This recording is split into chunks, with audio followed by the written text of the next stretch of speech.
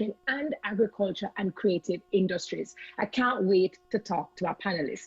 And speaking of panelists, a big welcome to them today. I say hi and welcome to Chef Bryan Lumley, who really doesn't need any introduction. He's the executive chef, District 5 at the R Hotel. Hi, Chef Lumley. Hi, Terry. Nice to be here. Thanks for having me, everybody. Thanks for being here. And in true chef style, he's in the kitchen actually preparing some green juice for all of us panelists, who he will ensure the juice gets to us virtually. I say hello to Big Bad Delano Thomas, DJ Delano, Renaissance Disco. Good to have you. Thank you. Good morning, everyone. Good day, everyone. Thanks for having me. Thank you. Welcome to the panel. And we go all the way. We move from Kingston with Chef Lumley and Delano Thomas, and we move all the way to Manchester with Cassandra Hines, our farmer who is in the building. Hi, Cassandra. Hi, good day. Good day, everyone. Good to have you. She's under her tree, not too far from her farm. Thank you so very much for facilitating us. And last but not least, Walter Schertes, pure chocolate. I love that chocolate. We'll get into it. Walter, welcome. Thank you so much for having me. Happy to be here. Fantastic, exciting and diverse panel. So my name is Dr. Terri-Karrelle Reid. It is always a pleasure to serve you in the capacity of host and to share your company. A big welcome to all of our viewers, whether you are local, regional, or you are international. So let's talk about inclusive growth. You know, inclusive growth is economic growth that is distributed across society, and it should create opportunities for all. World Tourism Day 2021 provides a unique opportunity to celebrate tourism's unique ability to ensure that no one is left behind, while looking beyond the statistics and amplifying the conversation about the involvement of our local people and ways to expand the tourism supply chains with respect to socially and environmentally sustainable practices. Those will always be important. It also provides an opportunity to create and further strengthen the linkages that can be created between the local people and the tourism sector, and the potential costs and benefits. So unlocking this potential of the tourism and the ecosystem and the value chain and the investments facilitation in tourism can deliver more inclusive and sustainable growth in new areas, including for traditionally marginalized communities. Alongside this, expanding access to tourism education and delivering sector-specific training will give everyone the chance to benefit from tourism's future growth. Now, if you're asking, all right, yeah, tourism is a big deal, but how many Jamaicans are really affected by it? Over 350,000 Jamaicans earn a living from tourism directly and indirectly, such as our farmers, manufacturers, tour operators, hotel workers, DJs, chefs, bartenders, wedding planners, persons working in the spas, technology, aviation, transportation, and maintenance, and that is just to name a few. So I think this is a great conversation. It is an important conversation, and we're going to jump into it right now. So share this live, tell your friends, they're not gonna want to miss out. So since I've set the tone, we've kind of explained what this particular day is all about, World Tourism Day, the importance of inclusive growth and the importance of tourism with linking local persons. Let's get down to our panelists. So Chef Bryan Lumley, I will start off with you. For persons who may not be familiar with who Chef Bryan Lumley is or what he does, tell me about your business or your skill set. All right, thank you, Terry. So my name is Chef Bryan Lumley. I'm an executive chef here at the R Hotel, and our flagship restaurant, District 5, is located on the 5th floor of said hotel. My skill set, my expertise falls in what I call contemporary Caribbean cuisine, and it's a mixture of traditional Caribbean flavors, kind of fused along the lines of Asian cuisine, French cuisine, and Italian cuisine, because those are the cuisines that had a huge impact on my early development as a chef. So for me, it's molding those different flavors into something new, while still familiar for both local and international guests, right? That's the simplest version It's the simplest Explain. version. No, and I appreciate that. And the reason why I was going to ask you, because a part of tourism and a huge appeal that the international audience has for us is the fact that our gastronomy industry is so huge. They come here for the sea, the sun, the fun, but the food plays a big role. So I was just going to ask you, how do you balance that very fine line between giving people something that is authentically Jamaican while still appealing to the international audience? Like, how much time does it take for you to really come up with dishes that do both? All right, so that's a fantastic question. And to provide a bit of context, we have to look at the history of the tourism product in Jamaica and the food in which that role plays. And we can talk about this for hours. We don't have that time today. But to shorten it a bit, a lot of the times for decades, you would have a lot of international chefs that have been to Jamaica and are executive chefs, right? And that was necessary because a lot of the guests are coming from Europe, Canada, United States, so they need something familiar. And then you saw the all-inclusive concept that was born out of it, because for a long time we were a mostly EP-based resort destination. And EP mean European plan. That means when they pay for their stay, their food, they buy that differently, right? It's not all-inclusive. Then that kind of morphed into the all-inclusive concept that, you pay one money and you get everything. Your airfare, your travel, your food, and that was born out of convenience. That is a very good concept still. But it had a few setbacks, and one of those setbacks were the immersion into the culture of whatever destination that you go. And companies like Standards have recognized this impact and done a lot to turn it around. So they've now have tours. As I say, island tours come about that while you have the inclusive, all-inclusive concept, you can still have an opportunity to go immerse yourself into the culture and go around in a safe environment, right? So how does the food play into that part of the equation? This is where you have the Blue Mountain Coffee tours. You have, I'm sure you have some chocolate tours along the way that matches with that. The breakfast, the one-stop shop on the road to one of these tours. And you get a more authentic experience by stopping by the jerk pan man on the side of the road, or the soup lady on the way to the hills, the porridge man down in Montego Bay, the pudding man in St. Anne. So these are authentic flavors, like they're almost frozen in time, which are very important because locals love it. And you want the tourists nowadays, with social media being big and exposes everything, you realize that now they get starting to ask questions. Like, I've been to this hotel and I've not had a hella top. They're more savvy. Like, they're more where savvy. Is that? You know what I mean? Like, we don't, so they get in to ask these questions and the hotels are now forced to answer them. Right. So you find that chefs like me, especially from Kingston nowadays, are seeking to answer that question before it's even asked. Beautiful. So we start to merge those and cuisines.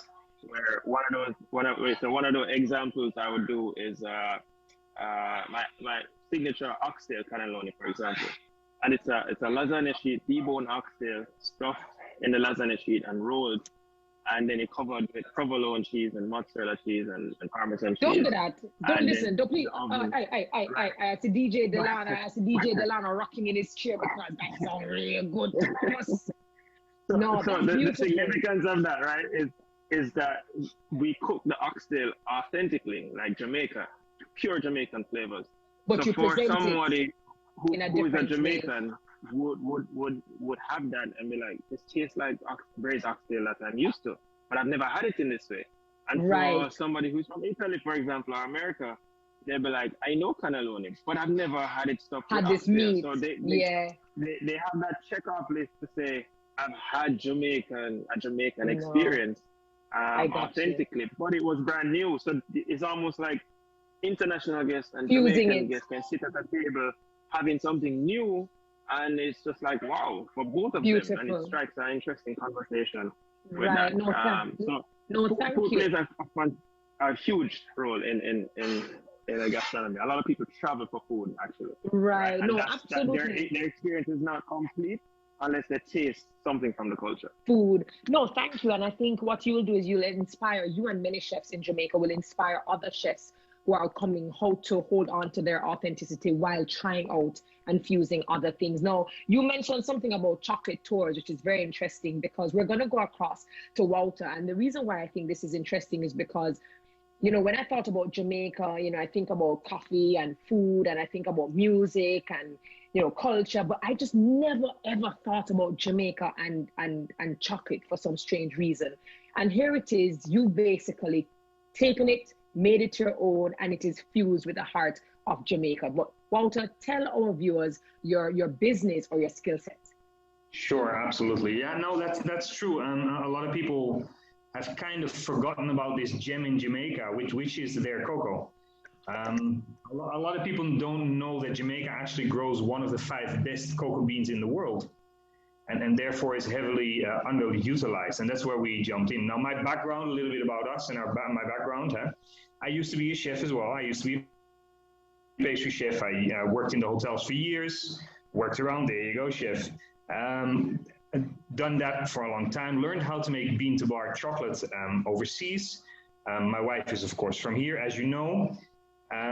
This is where you met her and fell in love with her, and you just couldn't go back. Continue. There you go. So my wife and myself decided to come back home, which is Jamaica, and say, you know what, we've gathered all this knowledge of how to actually uplift this forgotten crop.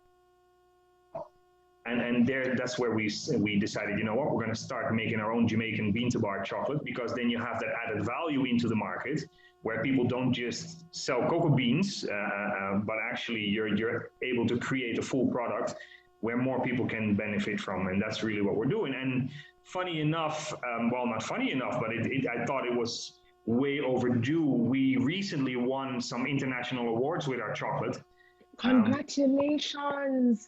Which was, and this again shows Jamaican creativity, and it really links into what Chef Lumley just said. What we did is we infused the chocolate bar with jerk seasoning, doing the same thing that Chef Lumley does, and this bar actually won a gold award on the International Chocolate Awards, which is the Academy of Chocolate Awards, which is the biggest international award in the world.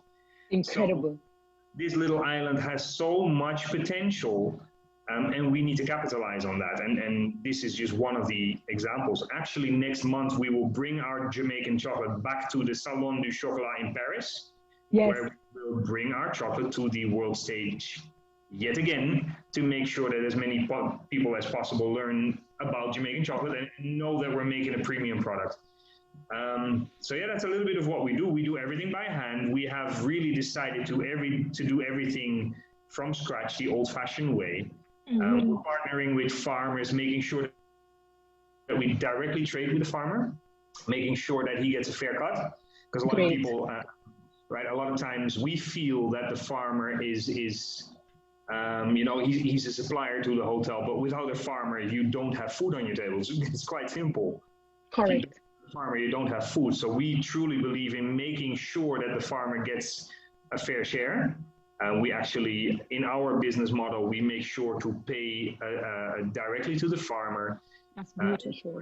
He can take better care of his crop, and in return, we get better beans, which results in award-winning chocolate. So it's a circle. If we all treat each other, it's a win-win. Of course. So if we all treat each other fairly and properly, then we all win. And that's really also where that links into tourism, of course. Now, where we really focused on in the beginning of our company was tourism, airports and hotels and gift shops, of course. That's where our bars did really well. Then, of course, we had our challenges, but even though the challenges from the past period, there is still a lot of support and opportunities there with tourism. Great. Which is going to be my next question, you know, so don't get too deep into tourism, you know, because that's my next question. I'm not going to go in there too deep, but I do want the people, and especially the people that are watching this, also to understand that it's not, tourism isn't only from overseas. Mm-hmm. It is local people as well, and that's really where we tapped in as well. So there is a lot to do for us all. So that. Good point. Good point. Well, one, I am here to carry your bags to Paris. If you need someone to carry your bags. Number two, thank you for the nuggets, because I didn't know that Jamaica actually had one of the top 5 best cocoa beans in the world. But I do know that I go to Linstead as often as I can to get the cocoa bean, and I burst open the fruit and I eat it just as is. And when I share on Instagram, there are generations of Jamaicans who ask me, what fruit is that? So we know that there's this huge, awareness that needs to take place. And certainly lastly, when you go to Grenada, the spice aisle, they actually have this amazing chocolate tour where you literally go and you learn about the cocoa, and then they take you through the process. So I can't see why you certainly can't do that, because that's just another part of the beautiful thing that you can create, or a product that you can create that is touristic. Now, you mentioned farmers and the important part that they play. So I'm going to move across to Cassandra Hines, and I'm so happy to see her with us, simply because whenever we spoke about farmers, typically we always spoke about men.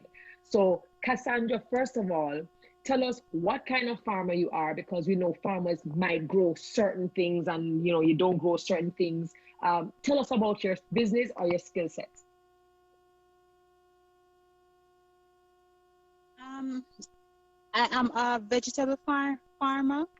I have 3 acres of land where I grow iceberg lettuce, romaine lettuce, bell peppers, tomatoes, cabbage, vegetables, you name it, I grow it. Herbs and spices. What are you saying to me? Hold on. What's the difference between an iceberg lettuce and romaine? Is that what you said, lettuce or cabbage? Iceberg lettuce is our original Jamaican lettuce. It folds in to look like a cabbage basically, but it's a lettuce. And then the romaine lettuce is our international lettuce. It grows upright. That's the lettuce that the most hotels use. Okay, continue, my darling. I thought that was interesting. My skill set range from I'm hands-on in the farm. I do basically everything in the farm, from weeding, irrigation, you name it, I'm in it. Training new workers, yeah. And is this where you always saw yourself, Cassandra? Like, did you always say, well, I want to be a farmer, I want to contribute to feeding the nation, or is this something that someone suggested to you, or you stumbled upon it? No, I always wanted to be a journalist actually, but when I had 5 daughters, yeah. But when things wasn't working that way, I started working as a farmer, a greenhouse attendant actually. That's where I learned all my skills in farming, and I realized I really love this, and so I went into it for myself, and has been in it for the past 11 years. I'm going, and just getting better and better. Wow, that's beautiful. That's actually a very beautiful story. Love to your 5 daughters, and it just goes to show that you are resilient. I think you represent what Jamaicans, or who Jamaicans are. The fact that if your back is against the wall, you realize you can't do something, that you can shift and pivot and adjust, and then you can tie your hand, make fashion, and know you are your own farmer or supplier. So we're going to get into deeper conversations about being a supplier, but I'm going to go across to Delano Thomas, DJ Delano. That is what we affectionately call him, and professionally as well. You cannot talk about Jamaica without talking about music, rhythm, beat, and its influence over the entire world. Delano, for people who do not know who you are, what's your business and your skill set?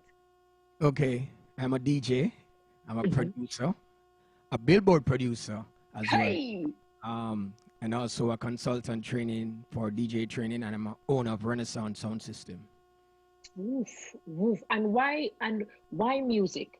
Why did you select music, and what do you think Jamaica has done that has allowed us to take music where it has gone?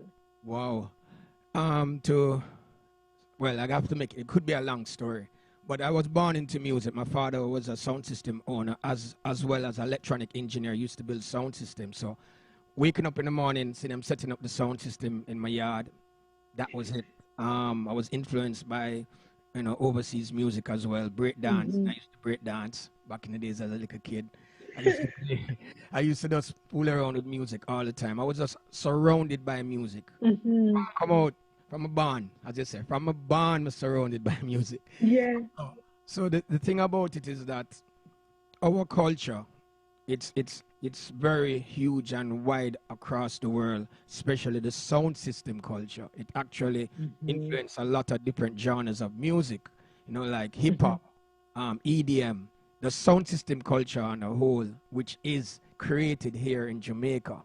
And a lot of people, when I travel the world and playing for different people, different people who can't even speak English, they actually know more about the culture than our Jamaicans. Facts. And so I have learned a lot by traveling the world, more about Jamaica. So music is one of our biggest attraction for Jamaica, especially Bob Marley. Some people think there's only Bob Marley, music in Jamaica. But when they start doing their research and they realizing these other artists, it's very huge, especially reggae music, not just dancehall music. I'm talking reggae music on a whole. Reggae, right? No, that I can't wait to hear more about it. But now that we've established, the four panelists that we have, your businesses, your skill sets. Let's now look at how tourism links with you, your business, your skill set, and how does it positively impact your business? Let me go to Walter for that one first. Right. Well, it's been quite the ride. It's been quite the ride, and you can imagine that when we just started, we started out our business in 2018 from scratch. Of course, back then I was still working in the hotel, so that impacted my family directly. Yes. And during that time, my wife was setting up the company and doing all that. Fantastic. I don't even know how she did it with our two boys and setting up a company. She is a superstar. I have to shout out to her. Hey, Renee. Of course. So once that was set up, then 2019 comes and we're really starting to gear up, starting to put our products into the hotel. So that's a direct link right there. Right. Gift shops, airlines, everything was going well. And then, of course, what happened to us is what happened to everybody. Pandemic hits. So that's where we had to pivot. 2020 comes and you need to pivot. We had to change our business model like so many other people did. And we had to now focus on the internal market, into the internal tourism. Where am I going to put my products where people are still interested into buying something uniquely Jamaican, and how do I do that?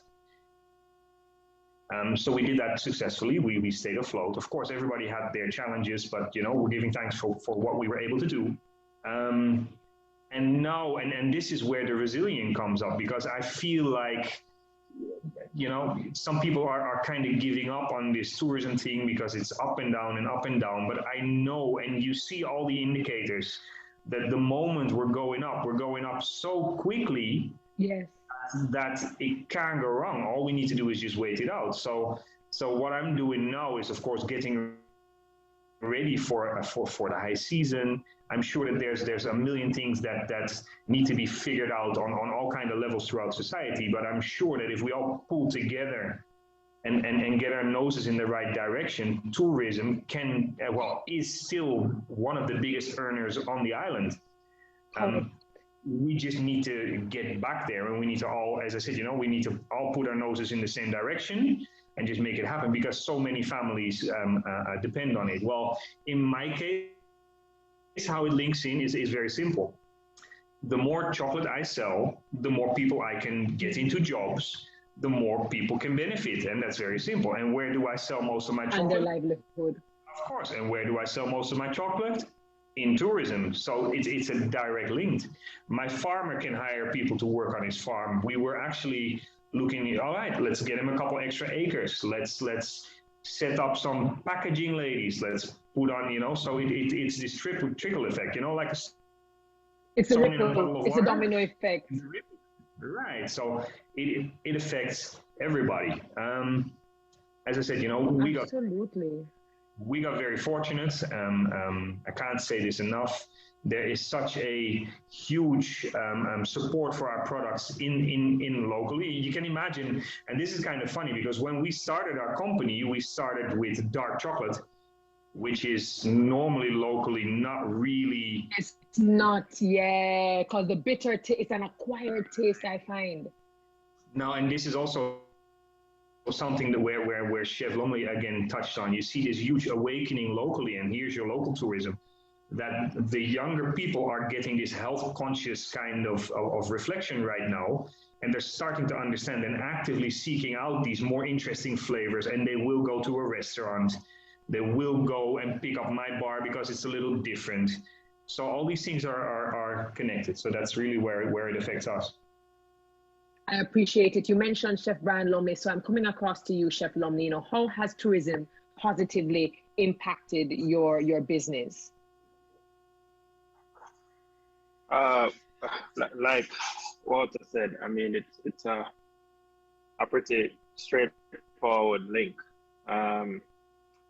If all our rooms are filled, you're talking about just when you're at home, all the things you need personally. You need toilet tissue, you need towels to bathe with, rags, you have to have a laundry, you have to have chemicals, you have to have food, you have to have entertainment, because if the guests are going to stay here a couple of days, they're not going to just look up in the sky. So you need to hire DJs, you need to hire, so it's like its own economy, right? Its own community. And everyone is able to get a piece of the pie because you have so many different suppliers who even the gloves that I'm wearing for safety. There's so many things that we have to follow and abide by, the protocols. You name it, chef's uniform, everybody's gonna get a piece of the pie. So you have staff, you have to provide shoes for them, you have to provide jackets for them, you have to provide uniform for them, so the dressmaker is gonna benefit, the farmers are gonna benefit, the entertainment coordinators are gonna benefit, of course, JPS benefits, and all the utilities. So it's just a repeated. No, you're funny. You're like JPS. You know, shout out to JPS. Like a delay. No, that's fine. No. Finish your point. Yeah, it's the end this time, right? So the juice is the farmers. I mean, everything is just a sustainable community that Jamaica benefits overall, right? As long as you have, as you said, there's attachment of the airlines coming in. So you will need immigration officers, customs officers. There's so many things that depend on that wheel spinning, right? It's people and it's families and it's real. Like for me, I even have my green juice business on the side, and for me, that is a whole economic circle by itself because there are farmers who depend on me to grow their crops. And when you're growing the crops, you can't just switch it off and switch it on like that. You know, you have to give them weeks of preparation to say, all right, if you grow this basil for me or you grow this kale, I can sell it, I can move it, but I need this consistently. So the tourism product of that, what I'm saying is that once they come consistently, then you're able, the farmers get the confidence to grow this amount for you. Otherwise, they're going to grow a small amount because they don't want to end up with it being wasted. You know, of course, that's loss. That's economic loss. You saw the detrimental effect that it had because then they project these things. So you see a lot of excess in cabbage, excess in sweet peppers, excess in scallion, all these things, and they have a very short window in which to get rid of them because food is not stagnant. They'll perish. Especially in Jamaica, there's not a lot of NGOs and so on. A lot of our products are organic or close to that. So they perish very, very quickly. Right? So, and that's a very sad process. Yeah, but that point that you made is important. I mean, I can't stress how important that is. No, the point that you actually, in terms of everyone is a spoke in the wheel, and I think even when we look at the effect of the pandemic, we realize how important each and everyone has a role and responsibility within the value chain. So Cassandra, you said, all right, I'm going to take up this farming thing. I started as a greenhouse assistant. I learned my trade, and now I'm in a position where I have my 3 acres. I am a farmer. I am training other people. Maybe I'm even hiring other people. How does tourism positively link up with you and impact your business? You know, how do you move from being a farmer to a supplier? Well, tourism has been positive for me, impacting my business as it plays such an important role, because when the season goes high peaks, I am able to produce more, and that means I'm able to employ more people. I'm also able to do more production, and that's what I want to see my business doing, supplying to several persons who supply directly to hotels. Been great. Tourism has been great for my business, because I see my business doing so much more when I link to hotel buyers and suppliers. That's beautiful. And Cassandra, So let me ask you this, for persons who might be listening to you and they are aspiring farmers, you know, was that intimidating? So let's say you have your trade, you have your acres, you make the best, you grow the best produce. You know, how do you now move into the realm of business where you now have to negotiate prices, or as Chef Lumley just said, you know, being able to produce this ground provision consistently at a high quality, and you're now negotiating? You know, was that a difficult process, or was it an easy process? You know, what were the things you had to put into place? First you have to know what market you're targeting, your targeted market. My market was mainly hotel suppliers and supermarkets. So knowing that, I went and speak with persons who were already in farming, who already knew where the prices were. So I used the same price tag that they were using. So to keep your business, so you have competitive price with other persons. That will really give you an edge in business, because you don't want to be out there having the highest price. When persons have the same quality produce as you do, then you are going to scare away potential customers. So you have to try to have the same prices as others. That's beautiful. And I don't know if anyone was really listening, but the gem and the nugget that Cassandra just dropped is one word: collaboration. You know, she was new to it. She didn't exactly know how to get into it. So what she did was she asked.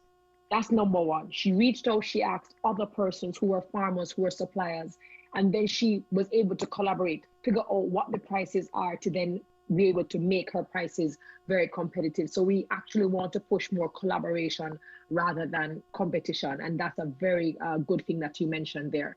So Delano, DJ, selectors, they have to set the tone. They have to make people feel good. They have to play appropriate songs for a particular time to make people feel good. In fact, they say a lot of the time the DJ can make or break a show or an event, and it's a fact. You know, how has tourism directly positively impacted your business? Well, many ways. The DJ training way, and just being a DJ and a sound system. Remember that we have carnivals, we have reggae song fests, we have dream weekends, and all these products hire people, right? Suppliers, you know, that provide the liquor, provide the sound system. Then you have the cleanup crew. Then you have the, you know, people who sell the peanut. Then you have the bartenders. So all of these things, once you have these big festivals, bringing down every, you know, wide range of people across the world, it impact Jamaica and impact the tourist business. And that is one of the things that I've seen, you know, done. And then, you know, people come to Jamaica just for the music. So absolutely, yeah. So that's one thing. In terms of as a training, DJ training now, the tourism, when I was invited to be to do this training course, I didn't realize that I was training myself for so many years. So the thing about it is that I'm not there to train like hard skills. It's more about soft skills, and soft skills is more about emotion intelligence, how to read the crowd, how to cater for this wide demographic. Because although we have a product which is our reggae music and dancehall, you cannot force it on people. True. You have to find a way how to present it, how to deliver it, and mix their music with it as well. Because when I've been observing at different hotels when I was doing it in 2017, I realized that you have some guests that, hey, I want to hear this, I want to hear that, I want to hear this. How do you please so much, different taste buds? So I had to find ways of convincing or training these DJs to say, hey, Jamaica matters out of many one people. We grew up on country western. We grew up on all type of, this is how we need to blend it now. We need to find a way that, because that's what I'm known for. I'm known for like remixing, I've played at parties that, hey, I don't want to hear no dancehall, but when I done with them get dancehall. How I did it? You sneak it in. Yeah, you find a way of blending music. You find a way of presenting. It's just like anything. You're going to give somebody a gift. How you're going to package it for it to look good. Put a bow on it, and it's presentation. So all of that really, really very important for the DJs to provide entertainment. So my training is really how to, work in that in that environment, And even with this DJ training for the TEF, I was told that Carnival hired some of my DJs. Nice. Crews, because they saw them in the demonstrating their skills, and they pull them, and what I'm saying. So I know that the DJ training really works for the industry, for the tourism industry. Of course, and it's sustainable. So even when I listen to you speak, it's about this vision. So even for the tourism industry, for TEF, the Tourism Enhancement Fund, to invite you to be a part of this training, that is vision that now allows for there to be a product that is sustainable.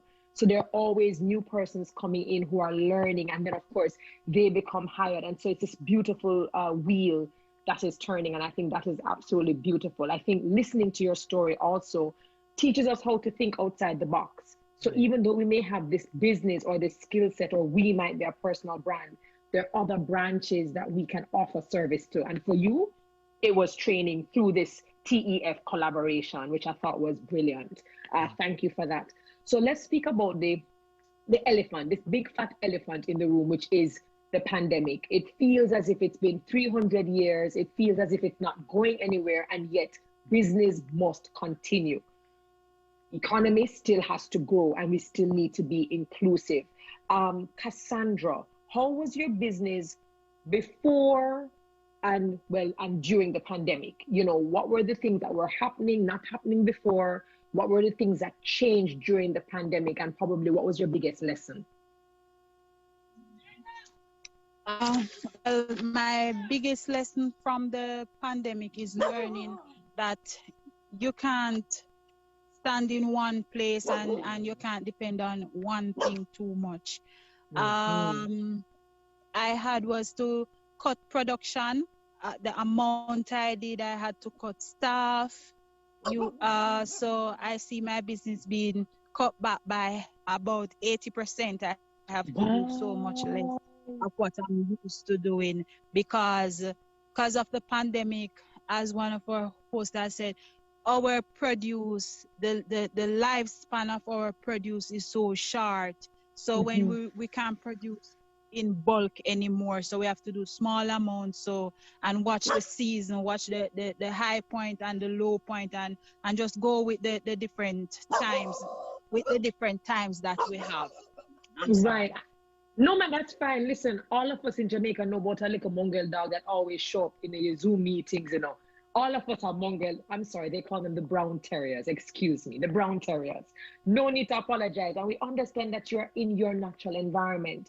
And so you're totally excused. I know that the pandemic is reaching, 18 months, 19 months. Things kind of balance off. We're seeing the government try different things, get people vaccinated. Tourists are coming back to Jamaica. We see the hotels opening up. Have you seen a pickup as a result of it? Yeah, you have seen that. You see you see where you have back your old clients calling you back. Are you producing this? Do you have that? And it's very good. It gives you that drive you wanted, those calls you wanted to hear, so you can jump in now and try to produce things to come in real quick, so you can be back on board. It's really good. Awesome. I'm actually happy for your turnaround. And it's beautiful when you said you just realize you cannot stand in one place and you cannot depend on any one thing. Chef Lumley, what say you in terms of business before the pandemic, during the pandemic, we're still going through it, and then, you know, the end part where we see things getting back to normalcy in quotations? Funny enough, right? I started when COVID just hit. I was at Sandals, and that it slowed down the engine completely, almost grind to a halt. And we were there for a couple of months until we got the news that my specific property wouldn't be open until about 6 months' time. And that was very hard to hear, because you don't know where bills are going to be paid and different things. So, you know, I put on the LinkedIn hat and tried to get myself active again, and started doing some PR work or marketing work, until it led me to Kingston, back to Kingston. And this was in the height of the pandemic. So when I say in the height, many people would remember, the fear has kind of subsided now. At that time, the fear was immense. Like one COVID even suspected and the whole building shuts down. You know, it was a very heightened time during this period. And when I was brought to District 5, I just had a thing where I had nothing to lose. And for me, when I spoke to the directors, I said, look, we have an incredible space here. I think it's been pretty much wasted. We can achieve a lot, we can do a lot, and we can become a force to reckon with. And I think we just have to watch the protocols, follow them precisely, but we can provide a product in a safe environment. And they're saying, I mean, some people had the thought that you're kind of crazy to be thinking that you can launch a restaurant in the middle of a pandemic. And I said, listen, it's the best time, because guess what? Everybody else is closed or fearful or so on, so the attention will be on you. Correct. You are the player. You're the player in the market. Gambler. Yeah, we're going to look into you to, quote unquote, make the mistake first. And if you don't make the mistake, then you will come out the winner. You know what I mean? And I have to give it up to the staff. They were brave as well, because as I tell you, in this heightened concern, you're dealing with guests, you're dealing with different people. They're afraid that you can take back the virus to your family and friends and grandmothers and so on. So, and knock on wood, it's been a year. December will be a year since our official launch, and it's been phenomenal. And we have had some very tough moments with the up and down lockdowns. But it's just something that you have to anticipate as best as you can, because they are necessary in some cases, and you have to just tread carefully. You have to be able to dig deep and just be like, all right, if you have to cut staff or shorten staff hours, thankfully we haven't had to cut staff. We just kind of shorten their hours to move forward, because then you have fluctuations, and it's high, it's very high in the numbers, and then it's very low when people come through. So thankfully that hasn't had to happen, and gratefully we still have a lot of our suppliers continuing to supply our products, because it's been a hassle for them to, with the lockdowns, they can't, it messes up the whole procurement, everything. Symmetry of the everything. It's just they can't deliver on certain days, and then the days they can deliver, there's so much traffic on the road, everybody's late, and then you have certain delivery period that you can drop off at hotels. You can't make that part, and it go over into tomorrow, and it's just one big confusion. But despite the challenges, you anticipate that again, and you move forward. So, do I see COVID coming to a close anytime soon? Like I had the same mentality I had at the start. This is a new norm for me. That is my mentality. Unless something changed, then I'll say, okay, that is a new normal. I'm not waiting for COVID to go away. This is my new normal. So I condition my mind to operate in this new normal. I hear that. I hear that. And certainly something that I took away from what you said was the fact that when one door closed and you had absolutely no, no idea what's going on, you started using assets, you started using resources, LinkedIn, social media, putting the word out there, and it brought it to Kingston. I've seen all the photos. I haven't been there since you become the chef there, but I promise to pass you. Don't worry. Very, very soon. It's all over social media. Don't worry. Oh, thank you so very much. Walter, I'm coming to you, but I'm going to go across to DJ Delano because Delano, you said something, and I've seen you travel as well. Sometimes we're not always on the same flight, but I know that you're in London, you go to Paris, you go to Australia, you go all the continents except for Antarctica. I mean, that was before COVID. So the pandemic hits. Tell me, what was life like and business like as a DJ, as a selector with this, globally recognizable brand, which is Renaissance Sound, and then pandemic hits? What was the before and after for you? Well, before the pandemic, I was actually booked. I was really booked out for the rest of the year or 2 years. Even Olympics, I was booked out for the Olympics events. Trust me.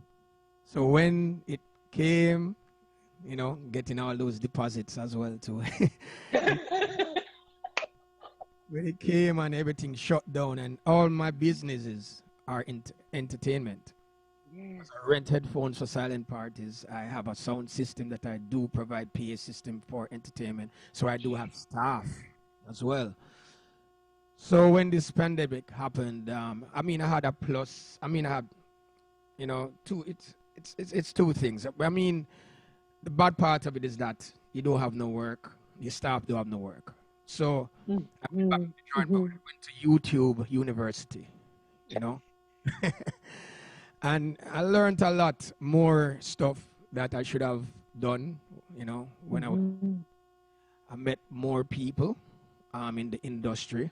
I end up getting the DJ training online, which I didn't know that it would have come out so well.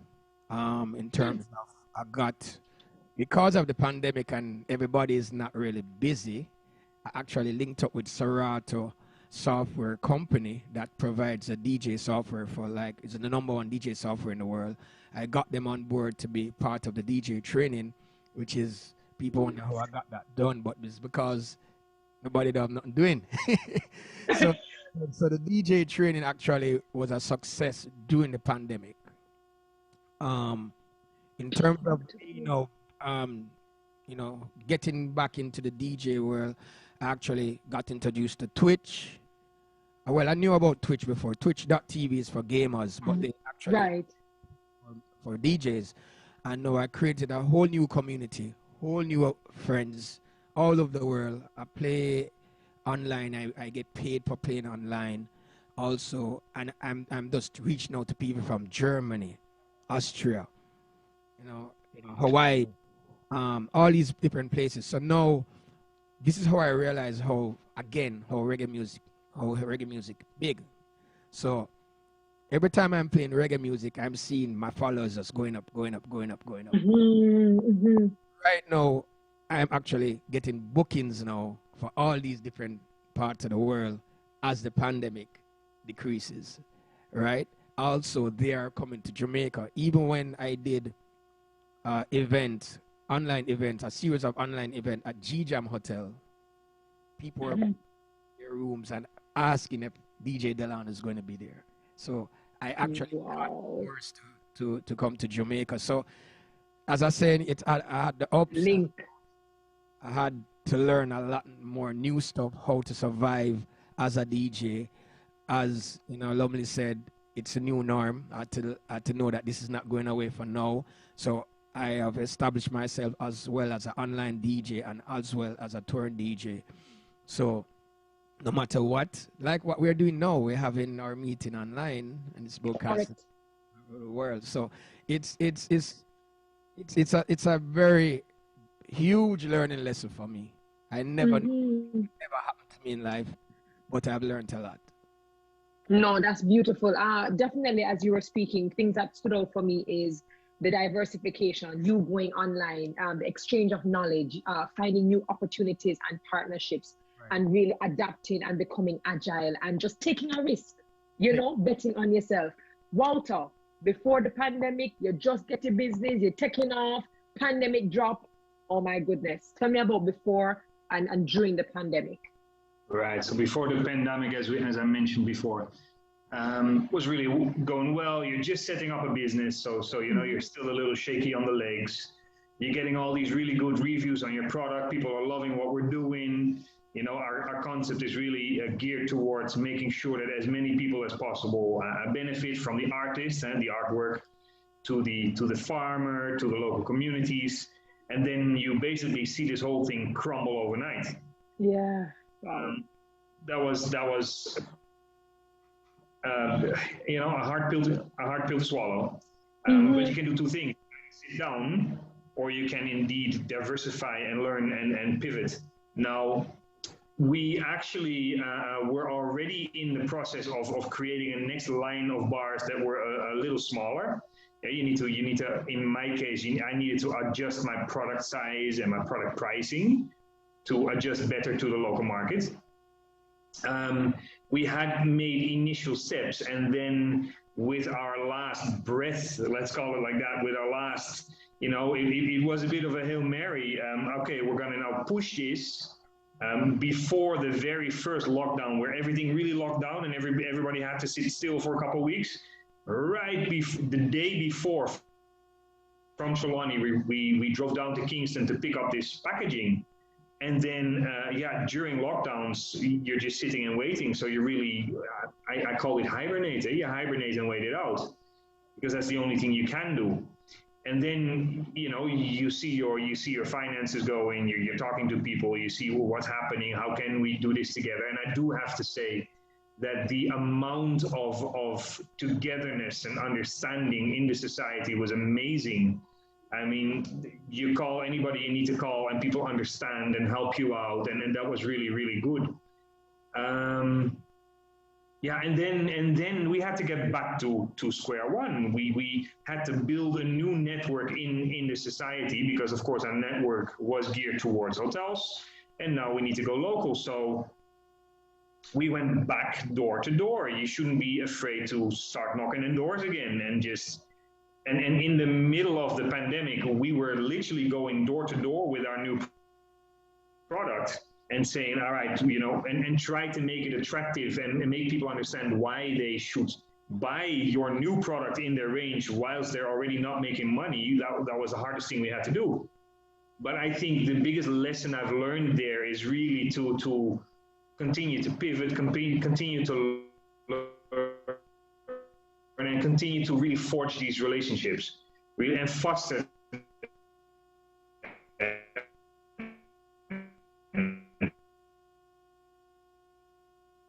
had this momentum. We had this momentum go.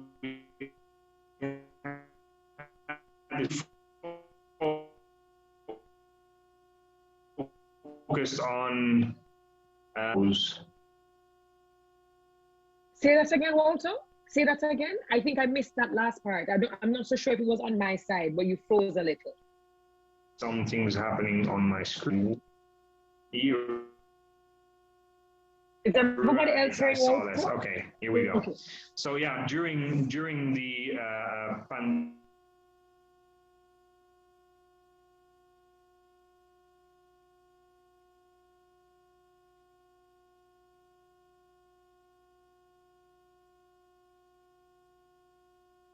Okay, I'm not so sure if we're having any issues with Walter, or if it's on my side. Panelists, do you guys also hear Walter, or is he breaking up for you as well? He's breaking up. Okay. Yeah, everybody's now coming back to me. Hey, right, now we're coming back. Right. Okay. I know that you were saying that, you know, you shouldn't be afraid to start over from scratch. You shouldn't be afraid to knock on doors, because here it is, you had this new product that you really had to get out in front of everyone.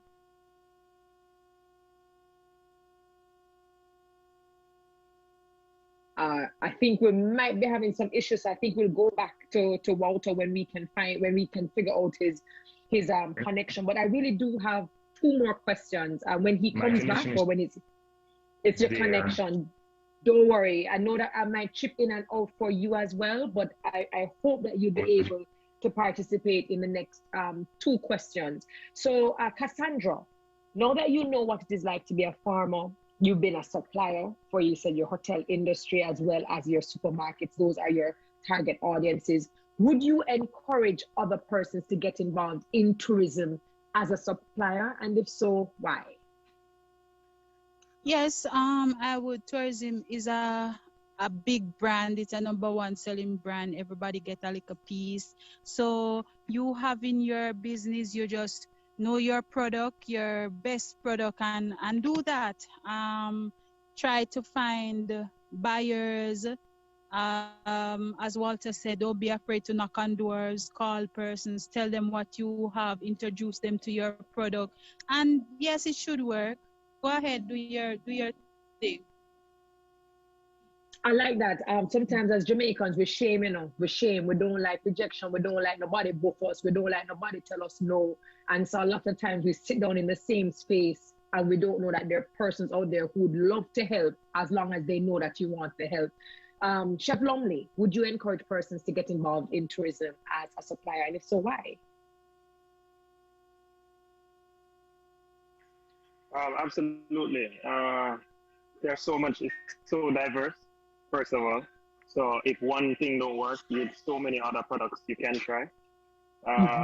It is sustainable, so it's a huge brand, like Cassandra said. It's a name brand, and there with a name brand comes a sense of security that you can be doing this for a very long time. And for me, I've been in tourism or been affected by tourism all my life as a chef. One of the reasons why I became a chef is because I just figured out that, no matter what, people will always eat. That's a fundamental core quality. So you may not always need a lawyer, you may not always need a doctor, but you always will need the farmer and the chef. You know what I mean? For me, it's just like an easy transition into that business. So, I would encourage anybody to get into this business. And I must say, I have one small confession. I don't mean to age Delano either in this. This is not, although it might. So in high school or a little bit outside of that, Renaissance, still big, and huge playing at parties. And he mentioned something earlier that I had to touch on, and his way of mixing the culture and the genres, where people don't want to hear dancehall but end up enjoying dancehall anyway because of his remixes. And I thought they were brilliant because it really you jug into the thing, and the sensation that I tried to do with the cooking is what he does with music, right? Yeah. And I just picked it up when he said it. I never realized the connection. And that feeling is the feeling that it evokes, that the skill evokes. It's not an easy skill to accomplish in music. When you're trotting along to, let's say, an EDM smash, and you just hear Bob Marley tune into and you say, One Love, and it's like it's on a fast beat, and so you're like, wait, when this drop in or how this drop in, and it just then evokes that emotion because they will do something with a skill where it's with the music where it's, let's say, in a love vibe. Right? And you're a little tipsy, enjoying the music and so on, but you're just on a high, like you're just happy. And they play music along that line, but they mix it with something international and something local. And you're like, it just blows your mind in that moment. That is what I hope to achieve with music. And with food, sorry. With food, that's achieving that skill is when you will have, when you said, how do you please so many palates in one go? That is the best way. Right? Because everybody have their own, like and preference and nuances and so on. But when you can merge that successfully, where in the same environment, no matter where you come from, you're all enjoying the same product. That is not an easy skill to accomplish. So that's big up Delano for that. No, and we didn't age you here, Delano. Even though I did rate you back in high school too, but everything cool. You're ageless like a vampire. Walter, I think you're back with me. I'm gonna give you a go before I head over to Delano to ask about, encouraging persons to get involved with tourism. I wanted you to be able to finish your point because I know that it had value. And then you can just tell us, would you encourage persons to get into tourism as a supplier? So over to you. Sure, thank you. Yeah, thanks. I'm back again. We had some internet challenges, but we're here. You're clear. We're good. All right. So no, what I was saying is, you had to diversify. You had to make sure that you pivot, build your network, and make sure that you. Chef said it as well. Once you're backed against the wall, that's when you will shine, and that's where you will get the most creative because you have to. So it was basically it was a blessing in disguise because now we pivoted into this diversification of our product, which actually helped us get to where we are right now. So don't be afraid to think outside the box. Actually, I always say there is no box. Chuck the box, get rid of it. Just look where the business brings you and diversify. And that's really where the people who are still standing now were able to do that. Do I think you should go into tourism? Absolutely. As a supplier. Tell me why. Because this is the lesson I've learned. If you don't diversify and you just count on one thing and something happens, it can't work. So you have to diversify. So yes, go into tourism, but also make your local linkages into tourism. Try to approach it from as broad as possible. And tourism can definitely be a very lucrative way of diversifying your portfolio and your income streams. So yes, do it. And if there's any moment in time to do it now. Because as we've all been saying it, things are opening up again. You're getting those phone calls again. And if you're not ready right now to answer yes to every phone call you get, they're going to go to somebody else. Absolutely. So this is the moment where you will, in our case, where we will be packaging chocolate until 12 o'clock at night to make sure I can deliver the next morning. Because I am going to be that supplier that they can count on, even though they all understand and there's some leeway of, it's pandemic and lockdowns. If you are that supplier right now that anybody can count on, you build loyalty and this will last much longer. So this is the moment to shine. This is the moment you make a difference. So yes, go into tourism.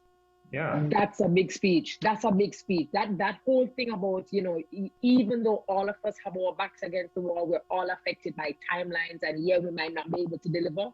If you are dependable, then you manage to differentiate from your competitors. I thought that was a very big speech. Delano, over to you, your academy, you're online, you're showing people that, hey, you can do it in person, you can do it online, and you are in fact a supplier within the tourism sector, even though many people might not have even seen it like that. So for you, would you encourage persons to get involved in the tourism as a supplier? And if so, why? And if not, why not? Absolutely. With DJs, playing on the road is different than playing in the tourist environment. Right? So since you have, that, street skills, it's good to have that, tourists, to entertain the tourists as well. So I encourage DJs, MC, coordinators, list goes on and on and on, to take the training that is provided by the TEF. I hope I am on board for the next one, but whoever, just hint, whoever is doing it, they're supposed to be, they are there to help them to be a part of the tourism, to provide this type of services. And not just as a DJ, as production, stage, lights, stuff like that. Because doing my research in the hotels, they still need that type of, supply to provide entertainment for their guests. So I really encourage it because as well, you'll be on both sides of the fence. You're on the road or you're in the tourist industry. And, as you say, you have to balance it, No. Absolutely. And I hear that. And I'm sure TF will call you back. They have to call you back. Because you don't have the thing locked. You understand? Yeah, and just we can give it that. Let me clarify something though. When I said some of the DJs got hired by Carnival, I was talking Carnival Cruises. All right. So that's so now our DJs are educating, you know, nice, our music across the world as well. So that is something that is really, you know, I feel very. That's a big deal. That's a big deal. No, that's a big deal. I'm wondering if I need to enroll in the class so that I can become a supplier within the tourism industry as well.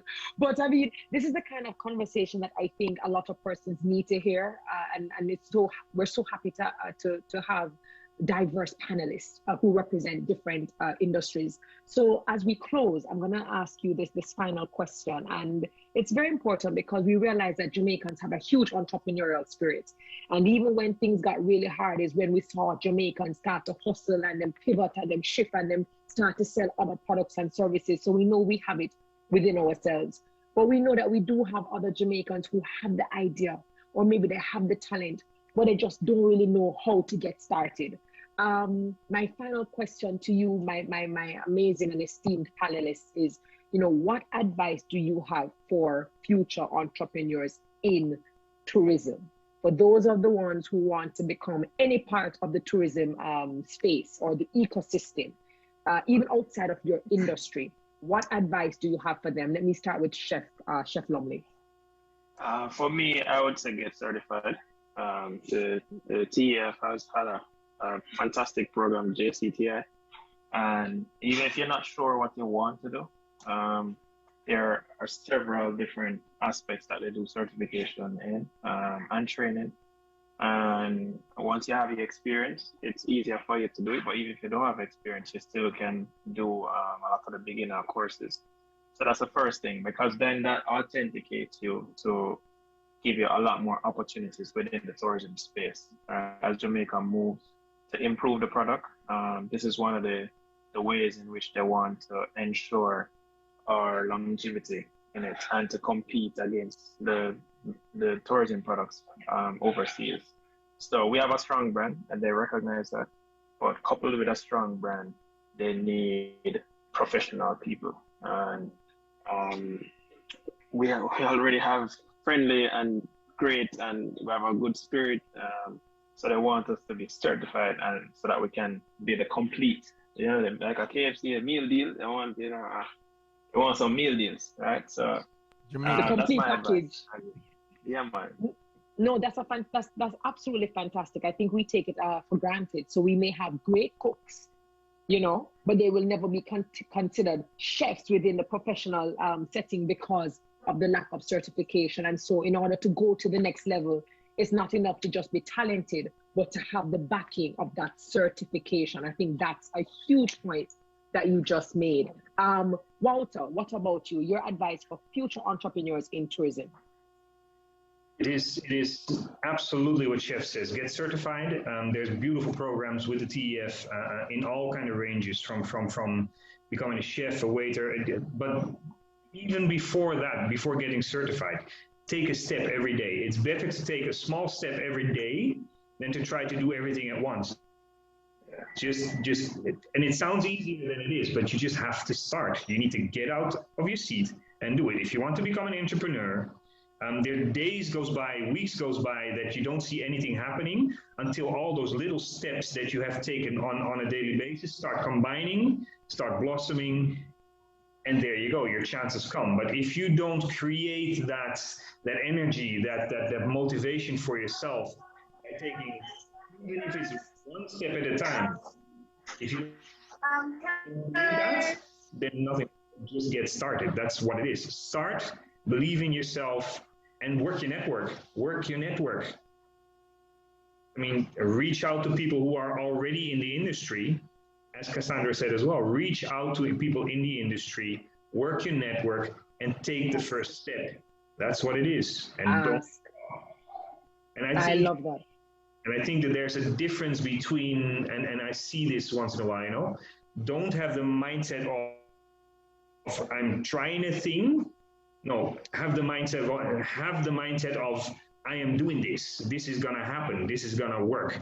Because trying a thing still leaves too much room for interpretation. It leaves too much room for, oh, well, it didn't work out. No, you need to set mind fast and say, this is One step in is a commitment. Commitment, set a step, and work your network. That's it. I love that. You talked about, taking the step, starting, believing, creating your own energy. Your network is your net worth. I believe that. Your network is your net worth. And of course, stop treating the thing like it's a little hustle, and a little thing, like a smart thing you try to do. This is a business that you're trying to run, and you're trying to make it sustainable. Delano, your advice for future entrepreneurs in the tourism ecosystem or business, aspiring entrepreneurs. Well, I think the first thing, I think they should love what they're doing. That's one of the things. And then, even with the DJ program allows them to get certified as a DJ, also get certified with the tourist industry.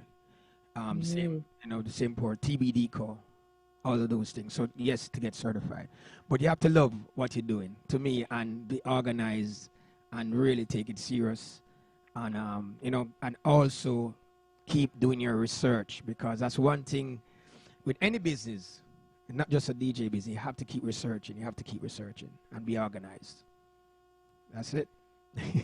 I love that. And it came off the point of Walter saying you have to commit. You're saying, right. And besides the commitment, if you love what you do, then naturally you're going to want to be committed because you love what you do. And even though you love what you do and you're very good at it, you still have to look at ways of improvement. How is the world changing? How is the industry changing? Are there new gaps? How can I be the solution to fill those gaps? Point well made, DJ Delano. And Cassandra, I'll leave it last but not least, but I'm giving you the final word as our farmer, because in all the things that we're talking about, it starts with you in terms of, even the food, the big gastronomy industry, it starts with you, the farmer, and your ability to supply. What is your advice for future entrepreneurs who are aspiring to get into the tourism industry? I second what Delano said. You have to love what you're doing, love your craft, because if you don't love that, then you're going to be weak at it. So love your craft, try to collaborate with others who has been in said industry over a period of time, so you can bounce ideas of these people. See, you can look in and see where others went wrong and learn from their mistakes. So make sure, try to have a market where because say for instance, I do romaine lettuce.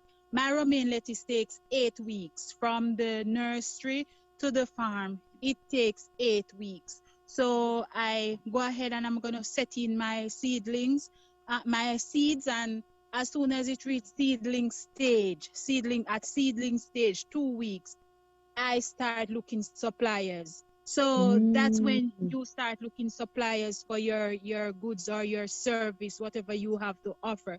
As soon as you start preparing, you start looking the market. So yeah, be on point. And as I said, love what you do.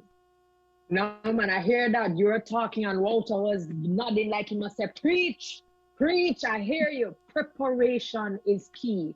And you can't always wait until it is at the end stage that now you're going to try to find yourself and insert yourself in the cycle. What Cassandra's saying is, even when you're at your 2-week stage and it hasn't reached the final stage yet, reach out. Start networking, start collaborating, start partnering to see how you can now set up the right things. Guys, I could have sat down here and spoken to you for the entire day because I find your industry is very interesting. I know that there are lots of youngsters and new generations who are coming up who have a lot of energy, and they just need to know how to structure and how to formalize and how to organize and how to present. So to Chef Bryan Lumley, you ever do your thing ever up, you're always doing things differently, you're always reinventing, and you always keep us wanting more. Chef Bryan Lumley, Executive Chef, District 5 at the R Hotel, who was mixing him juice, working in the kitchen, answering questions like it was nothing. Thank you so very much for your time. We Like Walter appreciate said, it. we have to be that dependable supplier. Because even right now, I'm going to the ODPM to drop off 2 sensors. So people depend heavily on it.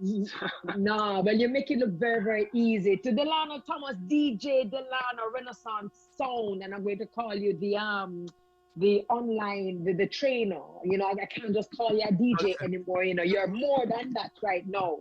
Thank you.